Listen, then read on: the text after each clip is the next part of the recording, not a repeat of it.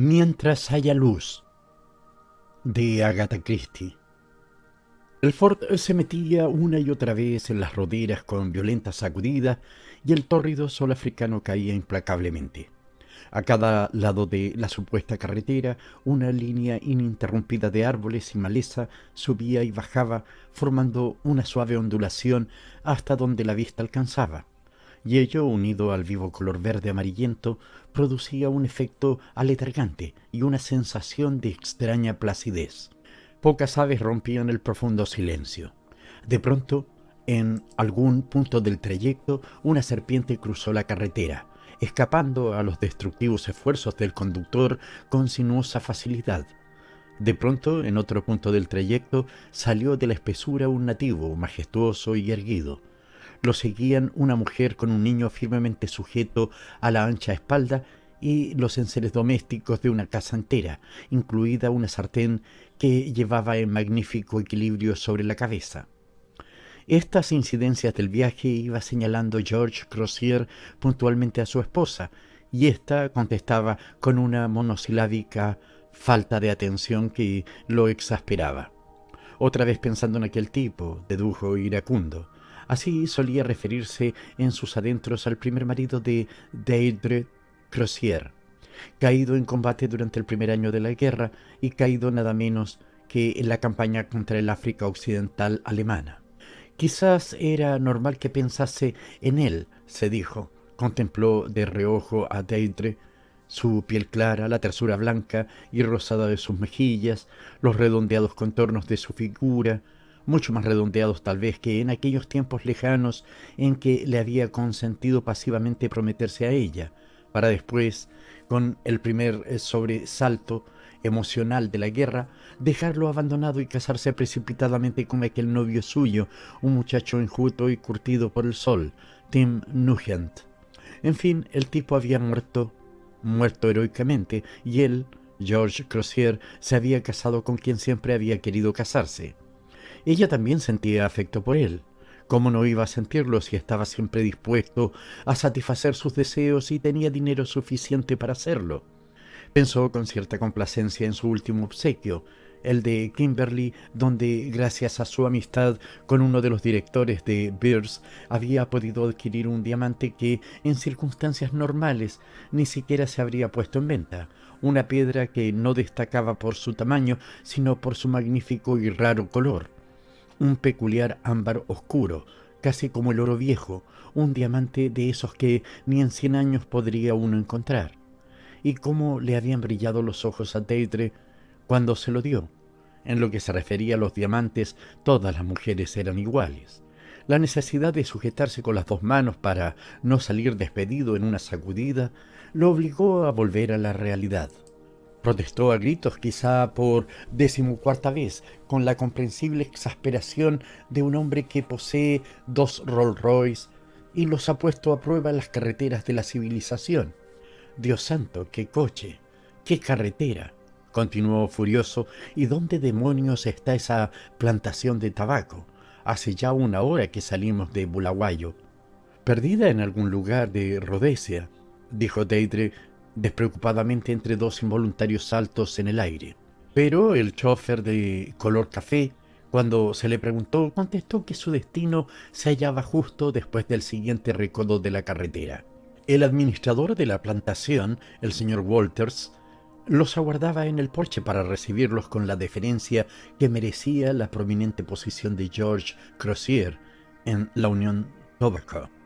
Les presentó a su nuera, que guió a Deirdre por el fresco y oscuro pasillo interior hasta un dormitorio, donde podría despojarse del velo con el que siempre protegía su piel cuando viajaba en coche. Mientras desprendía los alfileres con su gracia y parsimonia habitual, recorrió con la mirada la enlucida fealdad de la austera habitación. No había allí el menor lujo, y Deirdre, que gustaba de las comodidades como un gato gusta de la leche, se estremeció ligeramente. Frente a ella, en la pared, había un texto: ¿de qué servirá a un hombre conquistar el mundo entero si pierde su alma? Preguntaba a todos los mortales sin excepción, y Deidre, gratamente consciente de que aquella pregunta nada tenía que ver con ella, se volvió para acompañar a su tímida y silenciosa guía. Reparó sin la menor malicia en sus abultadas caderas y su vestido de algodón barato y poco favorecedor, y luego, con muda ponderación, bajó la vista y admiró la exquisita y cara sencillez de su propio vestido de lino francés. La ropa bonita, sobre todo si la lucía ella, le infundía el júbilo del artista. Los dos hombres la esperaban. «No ha sido una molestia para usted venir, señora Crozier». «En absoluto. Nunca había visitado una fábrica de tabaco». Salieron a la quieta tarde rodesiana. «Aquí están las plántulas. Las trasplantamos a medida que es necesario. Fíjese». El administrador siguió hablando con voz monótona, interrumpida de vez en cuando por las lacónicas preguntas de su marido. Producción, timbrado, problemas con los trabajadores de color. Deidre dejó de escuchar. Aquello era Rhodesia, aquella era la tierra que Tim había amado, donde ambos se reunirían cuando terminase la guerra. Si no lo hubiesen matado. Como siempre que pensaba en aquello, la asaltó una honda amargura. 2 breves meses, eso era todo lo que habían tenido. 2 meses de felicidad, si es que aquella mezcla de éxtasis y dolor era la felicidad. ¿Acaso el amor equivalía alguna vez a la felicidad? ¿No acosaban el corazón del amante millares de tormentos? En ese breve periodo de tiempo había vivido intensamente, pero ¿había conocido en algún momento la paz, la tranquilidad, la plácida satisfacción de su actual vida?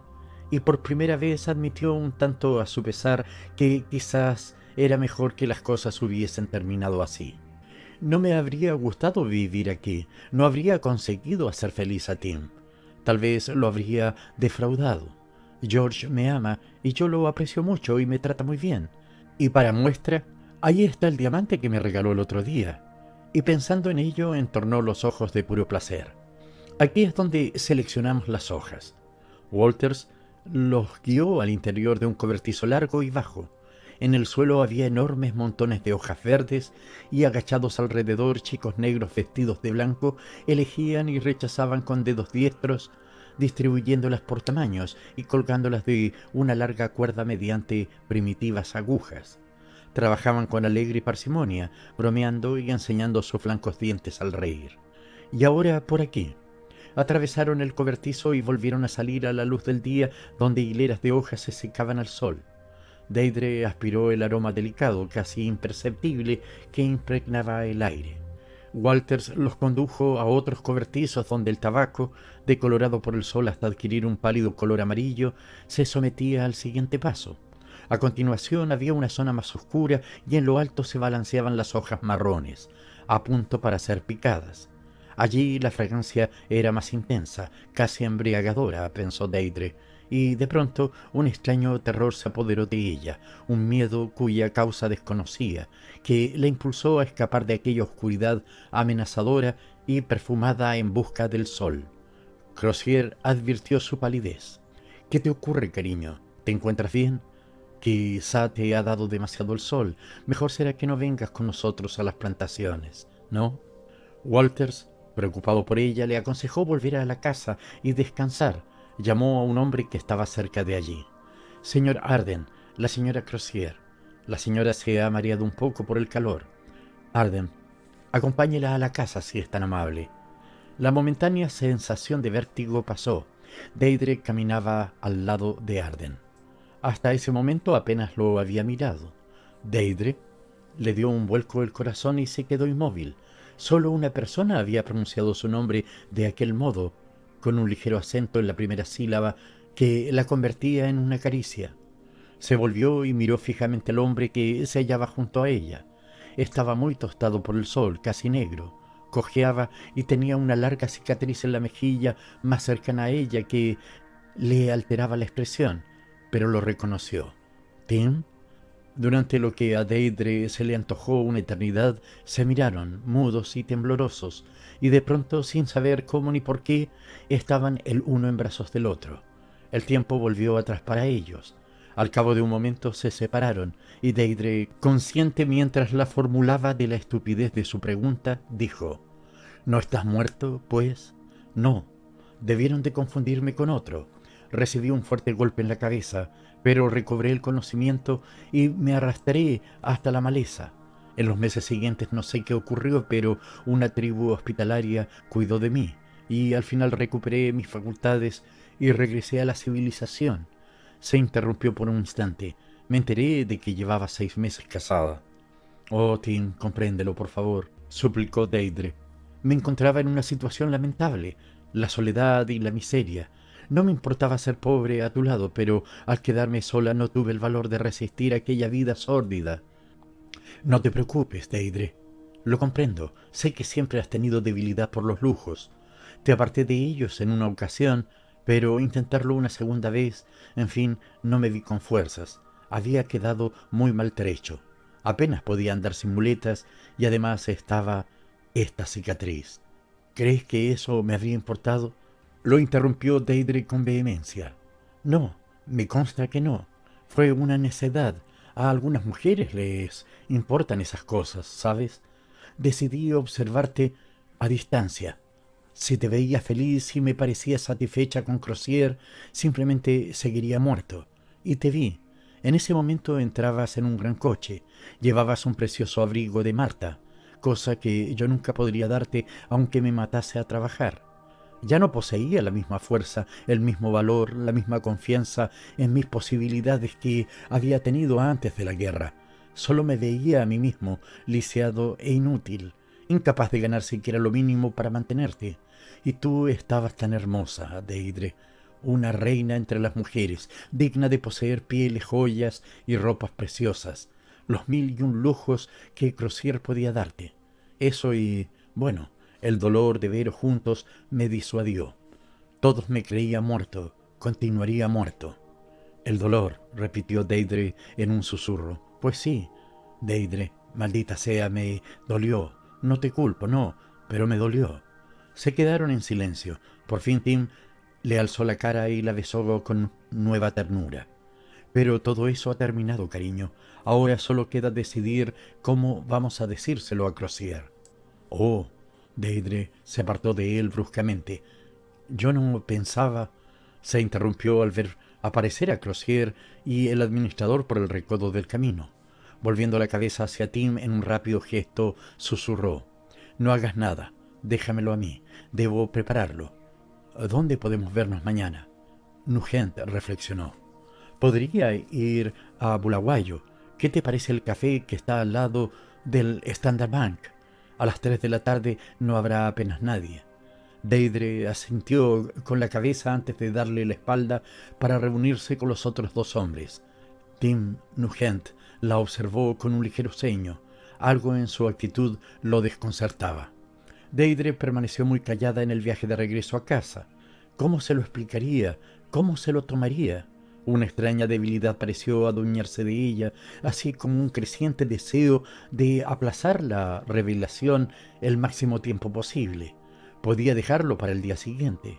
Hasta las 3 de la tarde tenía tiempo de sobra. El hotel era incómodo. Su habitación estaba en la planta baja y daba a un patio interior. Deidre se quedó despierta hasta muy tarde aquella noche, oliendo el aire viciado y contemplando los vulgares muebles. Su mente voló al lujo de Mountain Court, entre los pinares de Surrey. Cuando la criada por fin la dejó sola, se acercó lentamente a su joyero. El diamante dorado le devolvió la mirada desde la palma de su mano. Con un gesto casi violento, lo metió de nuevo en el joyero y bajó con fuerza la tapa. Se lo diría a George a la mañana siguiente. Durmió mal. Tras los tupidos pliegues del mosquitero, el calor era sofocante. Por la mañana se despertó pálida y apática. Se sentía incapaz de provocar una escena tan temprano. Permaneció toda la mañana tendida en la reducida habitación, descansando. Pasaron las horas y cuando llegó la hora del almuerzo, sintió un sobresalto. Mientras tomaban el café, George Crozier le propuso un paseo en coche hasta el Matopos. Hay tiempo de sobra si nos ponemos en marcha ahora mismo.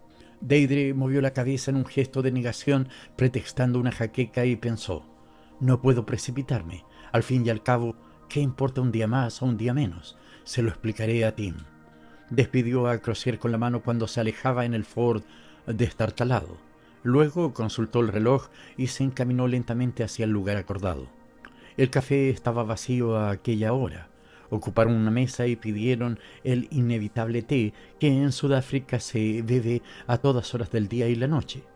No pronunciaron palabra hasta que la camarera les sirvió y se retiró a su refugio tras unas cortinas de color rosa. Entonces Deirdre alzó la vista y se sobresaltó al detectar una expresión alerta en su mirada. «Deirdre, ¿se lo has dicho?». Ella negó con la cabeza y se humedeció los labios, buscando en vano algo que decir. «¿Por qué?». «No he tenido ocasión. No había tiempo». Incluso a ella le parecieron titubeantes y poco convincentes sus palabras. «No es eso. Hay algo más. Ayer lo sospeché. Ahora estoy seguro. ¿Qué es, Deirdre?». Negó con la cabeza, incapaz de hablar. «¿Existe alguna razón por la que no quieres abandonar a George Crozier?